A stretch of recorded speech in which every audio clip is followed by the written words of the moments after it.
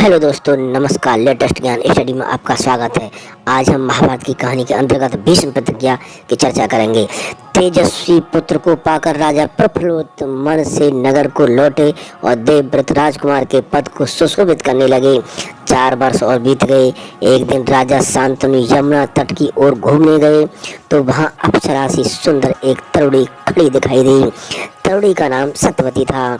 गंगा के वियोग के कारण राजा के मन में जो विराग छाया हुआ था वह इस तरुणी को देखते ही विलीन हो गया। उस सुंदरी को अपनी पत्नी बनाने की इच्छा उनके मन में बलवती हो उठी थी और उन्होंने सत्यवती से प्रेम याचना की। सत्यवती बोले, मेरे पिता मल्लाहों के सरदार हैं, पहले उनकी अनुमति ले लीजिएगा, फिर मैं आपकी पत्नी बनने को तैयार हो जाऊंगी। राजा शांतनु ने जब अपनी इच्छा उन पर प्रकट की तो केवटराज ने कहा, आपको मुझे एक वचन देना पड़ेगा। राजा ने कहा, जो मांगोगे दूंगा, यदि वह मेरे लिए अनुचित न हो तो। केवटराज बोले, आपके बाद हस्तिनापुर के राज सिंहासन पर मेरी लड़की का पुत्र बैठेगा। इस बात का आप मुझे वचन दे सकते हैं क्या? केवटराज की शर्त राजा शांतनु को नागवार लगी। गंगा सुत को छोड़कर अन्य किसी को राजगद्दी पर बैठने की कल्पना तक उनसे न हो सकी। निराश और उद्विग्न मन से वह नगर की ओर लौट आए। किसी से कुछ भी नहीं कहा, पर चिंता उनके मन को कीड़े की तरह कुतर कुतर कर खाने लगी थी। देवव्रत ने देखा कि उनके पिता के मन में कोई न कोई व्यथा समाई हुई है। एक दिन उसने शांतनु से पूछा, पिताजी, संसार का कोई भी सुख ऐसा नहीं है जो आपको प्राप्त न हो, फिर भी इधर कुछ दिनों से आप दुखी दिखाई दे रहे हैं। आपको किस बात की चिंता है, बताइए। यद्यपि शांतनु ने गोलमाल बातें बताई, फिर भी कुशाग्र बुद्धि देवव्रत को बात समझते देने लगी। उन्होंने राजा के साथी से पूछताछ करके उस दिन केवटराज से यमुना नदी के किनारे जो कुछ बातें हुई थीं उनका पता भी लगा लिया था। पिताजी के मन की व्यथा जानकर देवव्रत सीधे केवटराज के पास गए और उनसे कहा कि वह अपनी पुत्री सत्यवती का विवाह महाराज शांतनु से कर दें। केवटराज ने वही शर्त दोहराई जो उन्होंने शांतनु के सामने रखी थी। देवव्रत ने कहा, यदि तुम्हारी आपत्ति का कारण यही है तो मैं वचन देता हूँ कि मैं राज्य का लोभ नहीं करूंगा। सत्यवती का पुत्र ही मेरे पिता के बाद राजा बनेगा। केवटराज इससे संतुष्ट न हुए।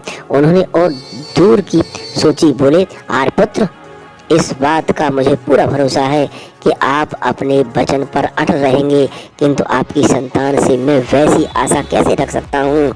आप जैसे वीर का पुत्र भी तो वीर ही होगा। बहुत संभव है कि वह मेरे नाती से राज छीनने का प्रयत्न करे। इसके लिए आपके पास क्या कोई उत्तर है? केवटराज का प्रश्न अप्रत्याशित था। उसे संतुष्ट करने का यही अर्थ हो सकता था कि देवव्रत अपने भविष्य का भी बलिदान कर दें, किंतु पितृभक्त देवव्रत इससे जरा भी विचलित नहीं हुए। गंभीर स्वर में उन्होंने यह कहा, मैं जीवन भर विवाह नहीं करूँगा, आजन्म ब्रह्मचारी रहूँगा, मेरी संतान ही न होगी। अब तो तुम संतुष्ट हो? किसी को आशा न थी कि तरुण कुमार ऐसी कठोर प्रतिज्ञा करेंगे। देवव्रत ने भयंकर प्रतिज्ञा की थी, इसीलिए उस दिन से उनका नाम ही भीष्म पड़ गया। केवटराज ने सानंद अपनी पुत्री को देवव्रत के साथ विदा किया। सत्यवती से शांतनु के 2 पुत्र हुए, चित्रांगद और विचित्रवीर। शांतनु के देवासन के बाप पर चित्रांगद हस्तिनापुर के सिंहासन पर बैठे और उनके युद्ध में मारे जाने पर विचित्रवीर की 2 रानियां थीं, अंबिका और अंबालिका। अंबिका के पुत्र थे धृतराष्ट्र और अंबालिका के पुत्र पांडु थे। धृतराष्ट्र के पुत्र कौरव कहलाए और पांडव। महात्मा भीष्म शांतनु के बाद से कुरुक्षेत्र युद्ध का अंत होने तक उस विशाल राजवंश के सामान्य कुलनायक और पूज्य बने रहे। शांतनु के बाद कुलवंश का क्रम यह रहा। शांतनु की 2 रानियां थीं, एक गंगा गंगा के देवव्रत थे, जो बाद में भीष्म प्रतिज्ञा की वजह से भीष्म कहलाए। दूसरी पत्नी का नाम सत्यवती था। सत्यवती के भी 2 बेटे थे, चित्रांगद और विचित्रवीर। विचित्रवीर की भी 2 रानियां थीं, अंबिका और अंबालिका। अंबिका से धृतराष्ट्र हुए जो अंधे थे, धृतराष्ट्र के कौरव हुए। उधर अंबालिका से पांडु हुए, पांडु के पांडव हुए।